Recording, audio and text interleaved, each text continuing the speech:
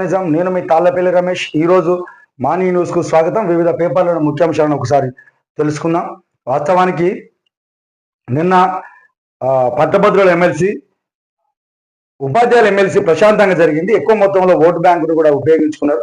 MLC పట్టభద్రులు ఏమో 70%, ఉపాధ్యాయులేమో 90% vote శాతం నమోదైందని చెప్పేసి అంటా ఉన్నారు. ఆశాభావులంతా మేమంటే మేము గెలుస్తామని చెప్పేసి చేస్తూ ఉన్నారు. మేము ఒక 2 సీట్లు గెలుస్తాము అని చెప్పేసి బీజేపీ పార్టీ అంటుంది. అన్ని మేమే గెలుస్తామని చెప్పేసి కాంగ్రెస్ పార్టీ ధీమా వ్యక్తం చేస్తానే. దీనికంటే మొదలుగా కష్టపడ్డ కార్యకర్తలు, వివిధ పార్టీల కష్టపడ్డ కార్యకర్తలు మాత్రం వాళ్ళు నిన్నటి నుంచి మనం అబ్జర్వేషన్ చేస్తూ ఉంటే వాళ్ళు పొద్దుటి నుంచి అన్నం తినకుండా ఇబ్బందులు పడకుండా తిరుగుతున్నారు. అసలైన కార్యకర్తలు వాళ్ళు. కార్యకర్తలు ఏమంటే ఎవరైతే నిలబడ్డారో అభ్యర్థుల కంటే ఎక్కువ వాళ్ళే ఉత్సాహంతో ఉంటున్నారు. అది ఎలక్షన్లో 2-3 రోజులు తేలిపోతుంది. ఆ విషయాన్ని అవుతుంటది. ఎలక్షన్ అయిపోయింది. దాని సరే ఇప్పుడు వార్తలు ఒకసారి మనం చూసుకుంటే, తెలంగాణ పరుగు ఆగదు, ఆంధ్రజ్యోతి పేపరు తెలంగాణ పరుగు ఆగదు అని చెప్పేసి అంటాడు. రాష్ట్ర కేజు పెట్టుబడులతో తెలిసి వచ్చింది, అనుమానించిన వాళ్ళే అభినందిస్తున్నారు, రాష్ట్ర అభివృద్ధిని ప్రపంచమే అంగీకరించింది, జిహెచ్ఎస్పీ కోతల కొత్త క్యాంపస్ ప్రారంభోత్సవంలో సీఎం రేవంత్ రెడ్డి ఒక మాట ఇచ్చిండు. ఇక ఆగనే ఆగదే, ఎందుకంటే ఇదంతా నిదర్శనం.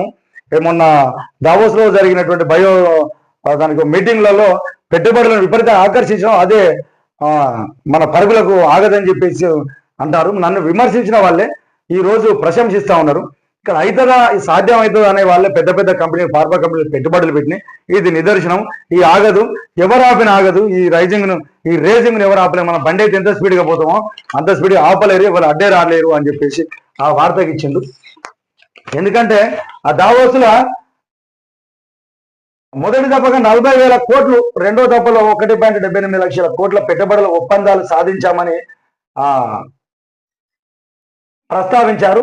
బుధవారం ముగిసిన బయో ఏషియస్ అంతర్జాతీయ సదస్సులో దిగ్గజ ఫార్మా కంపెనీలతో కుదుర్చుకున్న ఒప్పందాలకు ఇది సానుకూలంగా చెప్పొచ్చు అని చెప్పి చెప్తా ఉంటాయి. ఎందుకంటే పెద్ద పెద్ద కంపెనీలన్నీ ఇక్కడ పెట్టినాయి. ఇక మనం ఆగేది లేదు, ఎవరేం చేసినా అది వ్యవస్థే ఉంటుందని చెప్పేసి ఒక విషయాన్ని చెప్పింది. ఇంకోటి 60 దేశాలలో 2.2 లక్షల మంది ఉద్యోగులతో కార్యక్రమం నిర్వహిస్తున్న హెచ్ఈఎస్ఎల్ టెక్ 2007 భారత్ లో అడుగుపెట్టి అంచెలంచెలుగా ఎదిగిందని చెప్పారు. హెచ్పిఎస్ఎల్ నూతన క్యాంపస్ కు 3.2 లక్షల చదరపడుల విస్తీర్ణంలో దాదాపు 5,000 మంది ఉద్యోగులతో హైదరాబాద్ లో కార్యకలాపాలు నిర్వహిస్తున్నది. అలాంటి పెద్ద పెద్ద కంపెనీలు మనకు వచ్చినాయి. మన వ్యవస్థను ఎవరు ఆపినా కూడా ఆగదు. ఇక వాళ్ళు ఎంతమంది నన్ను విమర్శించిన వాళ్ళే ప్రశంసిస్తారని చెప్పేసి ఒక వార్తకి ఇచ్చిండు. ఇంకోటి, ఉన్నత విద్యలో నాన్ లోకల్ కోటను ఎత్తివేసిండు. ఎందుకంటే అప్పుడున్నటువంటి ఏపీ పునర్విభజన చట్టంలో భాగంగా ఇక్కడ ఉన్నటువంటి 10 ఏళ్ళు అంత కలిసి పంచుకోవాలి, అంత కలిసే ఉండాలని చెప్పేసి అన్నారు. అందులో కొన్ని ఇప్పుడు ఉన్నత విద్యకు సంబంధించినటువంటి వాటిలో ఒక 15% నాన్ లోకల్ కోటా ఉండే. కానీ ఇప్పుడు 2014 నుంచి 2024 వరకు, ఈ 2024 వరకు ఈ 10 ఏళ్ళు అయిపోయింది. కాబట్టి ఇక నాన్ లోకల్ కోటను ఎత్తేసిండ్రు. మొత్తం ఉన్న సీట్లను తెలంగాణ వాళ్ళతో భర్తీ చేయాలని చెప్పేసి నిన్న ఆమోదం కూడా తెలియజేసుకున్నారు. ఇక భయపడాల్సిన పని లేదు. తెలంగాణలో ఉన్న చదువుకున్న వాళ్ళందరికీ తెలంగాణలో సీట్లను తెలంగాణ వాళ్ళకి వర్తిస్తే ఇక లోకల్ కోటాలో ఉండాలంటే కనీసం 4 సంవత్సరాలు ఇక్కడ చదువుకోవాలని చెప్పేసి ఒకటి ఉన్నది. 4 సంవత్సరాలు ఇదే ప్రాంతంలో చదువుకుని లోకల్ కిందికి వస్తారని చెప్పేసి అందరూ లోకల్ వాళ్ళకు లోకల్ సీట్లే కేటాయిస్తారని చెప్పేసి ఒకటి ఇచ్చింది. ఇంకోటి, యాటిట్యూడ్ పెట్టండి. ఇది మనం మొన్న జరిగినటువంటిది. దీనిపైన ప్రభుత్వం కానీ ప్రతిపక్షాలు కానీ కేంద్ర ప్రభుత్వాలు కానీ దీర్ఘపైన దృష్టి సారించినాయి. దీనిపైన ఏం జరుగుతుందో చూడాల్సిన అవసరం ఉంటుంది. ఎస్ఎల్బిసి వద్ద సహాయక చర్యలను ముమ్మరం చేసిండ్రు. నిన్నటి నుంచి ముమ్మరం చేసిండ్రు. అక్కడ టన్నల్లో కూలిపోయి మట్టి అందులో పేరుకపోవడం వల్ల అందులో ఒక 6 మంది చిక్కుకొని ఉన్నారు. వాళ్ళ ప్రాణాలను ఎట్లా కాపాడాలని చెప్పేసి రాష్ట్ర ప్రభుత్వం సర్వశక్తులు కొడుతుందని చెప్పేసి ఆడ జరుగుతాయి. అక్కడ ఒక 18 రకాల సహాయక బృందాలంతా వచ్చేసి ఆడ వాళ్ళకు ప్రాణాలను రక్షించడం కోసం వాళ్ళు అవర్నిషాలు కృషి చేస్తారు. కాబట్టి ఇప్పుడు సొరంగం నుంచి ఒక దారి తీయాల్సిన అవసరం ఉంటుంది. అది ఎంత ఖర్చైనా కూడా మేము భరిస్తామని చెప్పేసి భారీ నీటిపారుదల శాఖ మంత్రి ఉత్తమ్ కుమార్ రెడ్డి నేను అధికారులను ఆదేశించని చెప్పేసి ఒక వార్త ఇచ్చిండ్రు. యాడిట్ పెట్టండి, ఎంత ఖర్చైనా భరిస్తాం. సొరంగం నుంచి బయటకు వెళ్లే ద్వారం ఏర్పాటు చేయండి. అధికారులకు ఉత్తమ్ సూచన. 14 కిలోమీటర్ల వద్ద ఏర్పాటు. అరవింద్ కుమార్ ప్రతిపాదన. బురద తొలగింపు షురూ చేస్తాండ్రు. టేకో కంటైనర్లతో సొరంగం నుంచి బయటకు ప్లాస్మా గ్లాస్ కట్టర్ల సాయంతో ఐరన్ వ్యర్థాలు బీటీఎం కటింగ్ అవి జరుగుతూ ఉన్నాయి. టన్నెల్ మధ్యలో ద్వారం 30 ఏళ్ల క్రితమే కేంద్రం ఓకే, పర్యావరణ అటవీ శాఖ ఇచ్చిన అనుమతులు తాజాగా వెలుగులోకి వచ్చినాయి. వాస్తవానికి ఇది పెద్ద సొరంగం మార్గంలో ఉన్నది. ఇది ఇంతవరకు కూడా ఆ పొడుగుతో ఇక్కడ బయటకు వచ్చే ద్వారం లేదు. కానీ ఎక్కడో అక్కడ దాన్ని ఏర్పాటు చేయండి, ఎంత ఖర్చైనా భరిస్తాం, వాళ్ళ ప్రాణాలను కంపల్సరీగా చేస్తామని చెప్పేసి అన్నారు. ఒక 30 సంవత్సరాల క్రితమే అటవీ శాఖలో సంబంధించి ఆ కేంద్ర ప్రభుత్వం వాళ్ళు అనుమతులు ఇచ్చిండ్రు, మీరు బయటికి రావడానికి ఒక దారి ఏర్పాటు చేసుకోండి అని చెప్పేసి. అంటే ఇది నిన్న బయటికి తీసిండ్రు. దానికి సంబంధించినటువంటి ఒక వ్యవస్థను ఒకసారి చూడాల్సింది, ఒకసారి చదువుదాం. శ్రీశైలం ఎడవ కాలువ ఎస్ఎల్బిసి సొరంగం ఇల్లెట్ దోమలపేంట నుంచి 14 కిలోమీటర్ల వద్ద యాడిడ్ సొరంగం నుంచి బయటకు వెళ్లే ద్వారం పెట్టడానికి చర్యలు తీసుకోవడానికి నీటిపారుదల శాఖ మంత్రి ఉత్తమ్ కుమార్ రెడ్డి అధికారులకు ఆదేశాలు జారీ చేశారు. ఎంత ఖర్చైనా భరిస్తాం, దీనికి సిద్ధంగా ఉన్నామని చెప్పేసి గురువారం నాడు సహాయక చర్యలో భాగంగా దాన్ని పరిశీలించడానికి వెళ్ళినటువంటి దోమలపేంట అధికారుల సమీక్ష సమావేశం ఏర్పాటు చేసి ఆ విషయాన్ని వాళ్ళు చెప్పిండని చెప్పేసి అదొక వార్తకి ఇచ్చిండు.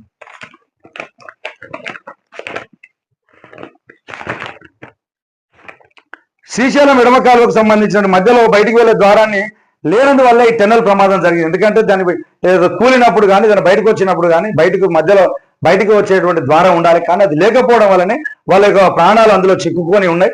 కాబట్టి దానికి ఒక ద్వారం ఏర్పాటు చేయాలని చెప్పేసి ఆయన వాళ్ళకు ఒకసారి ఇచ్చిండు. యాడిట్ అంశంపై ప్రస్తుతం చర్చ జరుగుతుంది. ఇన్నాళ్ళుగా సొరంగానికి బయట ద్వారం ఏర్పాటు చేసుకోకపోవడానికి అనుమతులు లేవంటూ అధికారులు ప్రజాప్రతినిధులు చెబుతున్నారు. కానీ ఇది 30 ఏళ్ల క్రితమే కేంద్ర ప్రభుత్వం వాళ్ళకి ఇచ్చింది. కాదు ఈ రోజు అది బయటకు వచ్చింది. దాని ప్రకారంగానే వీళ్ళు సొరంగాన్ని ఏర్పాటు చేసుకుంటామని చెప్పేసి అంటారు. ఇది నల్లవల్ల అడవి ప్రాంతం, పులులు సింహాలు ఉండే అభయారణ్యం కావడంతో యాడిట్ ఏర్పాటుకు అనుమతిని కేంద్ర ప్రభుత్వం పర్యావరణ మంత్రిత్వ శాఖ నిరాకరించిందని చెప్పేసి ఇది అవాస్తవం అని చెప్పేసి అంటారు. ఎందుకంటే ఇంతకుముందు అధికారులు కానీ వాళ్ళు కానీ వాటికి ఇయ్యలేదు, సొరంగ మార్గం ఉంటే ఇబ్బంది అవుతుంది కాబట్టి అడవులలో పులులు సింహాలు తిరుగుతాయి కాబట్టి ఆడ సొరంగం చేసుకోవడానికి వేరే ఇయ్యలేదని చెప్పేసి అంటారు. కానీ ఇది అబద్ధం అని చెప్పేసి ఒక లీటర్ నిన్న బయట పెట్టిండ్రు. 1994 ఏప్రిల్ 22న పర్యావరణ అనుమతి లభించింది. అనుమతి పత్రంతో పలు షరతులు అందుబాటులో పేర్కొన్నాయి అని చెప్పేసి మంత్రిత్వ శాఖ అందులో 3వ పేరాలోని యాడిట్ ఏర్పాటు చేసుకోవడానికి వెసులుబాటు కల్పించాలని టన్నెల్ వెళ్లే మార్గం అంతా అమరాబాద్ మండల పరిధిలో ఉండగా అదే మండలంలోని తిమ్మాపూర్ గ్రామ సమీపంలోని అదును జాతిలో గిరిజనులను నివాసం ఉండే ప్రాంత సమీపంలో టన్నెల్ మధ్యలోని 25 కిలోమీటర్ల వద్ద యాడిట్ ఏర్పాటుకు అవకాశం ఏర్పాటు చేసిరని చెప్పేసి అంటారు. ఏకకాలంలో 2 వైపుల నుంచి తవ్వకాలు ప్రారంభించండి. ఇది 42 కిలోమీటర్ల మేర ఒకటే టన్నెల్ ప్రతిపాదించగా ఇందుకోసం ఒకవైపు దోమలపేంట మరోవైపు మన్నెవారిపాలెం నుంచి తవ్వుకుంటూ పోవాలని నిర్ణయించారు. ఈ మేరకు శ్రీశైలం రిజర్వాయర్లోని నీటిని తీసుకొని ఆ ప్రాంతం నుంచి చేపట్టిన 13,936 కిలోమీటర్లు తవ్వగా అచ్చంపేట మండలంలో మన్నెవారి నుంచి 20,436 కిలోమీటర్లు తవ్వారు. మరో 9.56 కిలోమీటర్ల మేర 2 వైపుల నుంచి తవ్వితే టన్నెల్ పూర్తవుతుంది. కాగా ఇన్లేఅవుట్ నుంచి టన్నెల్ 25 కిలోమీటర్ల యాడిట్ ఏర్పాటుకు అనుమతి ఇవ్వాలని చెప్పేసి అదొకటి ఇచ్చిండ్రు. ఇక చూడాలి, ఇది ఎంత ఖర్చు అయినా కూడా మేము భరిస్తామని చెప్పేసి నేను అంటాను. దీనికి సంబంధించి ఇదంతా ఇది నేను హరీష్ రావు వాళ్ళకి ఇట్లా అక్కడ పోయిండు. ఇది పోయి ఈ సర్కారు వైఫల్యమే దానివల్లనే అక్కడ టన్నెల్లో పోయింది అని చెప్పేసి అంటాడు. దానికి ఏమంటా అంటే మేము ఆల్రెడీ ప్రభుత్వం పట్టించుకోలేదు, వాళ్ళ సహాయక చర్యలు పోయడానికి ఏం లేదు, వాళ్ళ సహాయక చర్యలు చేయడానికి కూడా ఇంతవరకు కూడా ఏం చేయలేదు, ఇది ప్రభుత్వ వైఫల్యం, మేము పోయిన తర్వాతనే చేస్తారని చెప్పేసి అంటారు. ఇది కూడా అర్థం చేసుకోవాలి. ఈ రాజకీయాలను పక్కన పెట్టండి.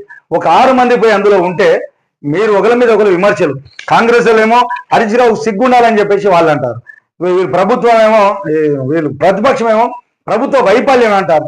అరే ఇదంతా కాదా, ఇప్పుడు మీరు కేంద్ర ప్రభుత్వం మరి అధికారం వాళ్ళు అనుభవించారు, అధికారంలో మీరున్నారు, ఒకరి మీద విమర్శలు చేసుకోకుండా వాళ్ళ ప్రాణాలను ఏ విధంగా బయట తీయాలని దృష్టి పెట్టాలి తప్ప ఏదో రాజకీయ ఉద్దేశంగా రాజకీయానికి అలవాటు చేసుకొని ఇక ప్రజలు చూస్తూ ఉన్నారు కదా, ప్రజలను ప్రాణాలను కాపాడేటువంటి బాధ్యత ఉన్నటువంటి వ్యక్తులు ఏ విధంగా కాపాడాలి, ఎట్లా కాపాడాలి సూచనలు చేయాలి.